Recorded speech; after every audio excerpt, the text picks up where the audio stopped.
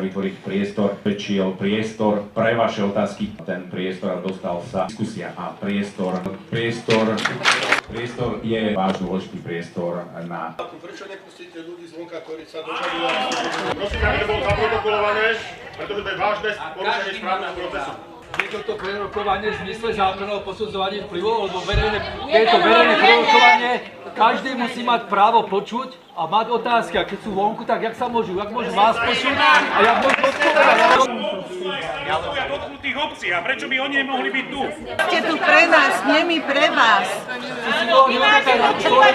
Štadión bratislavský, 10 000 ľudí. Sa báli, že vás tam udupú. Vonka nepustili druh. Ja som starosta, toto by som si v živote nedovolil. Keď máme verejné prerokovanie, má tu byť každý. Starostovia prišli zastúpiť ľudí. Požadujeme väčšiu sálu. Áno. Celé Slovensko 300 Požadujeme väčšiu sálu, aby sa tam každý mohol... Časť verejnosti sa nemohla zúčastniť verejného prerokovania z dôvodu na strane organizátora. Toto je diskriminácia! A verejnosť žiada väčšiu sálu. Alebo štadión. Ale ľudí to zaujíma vonku.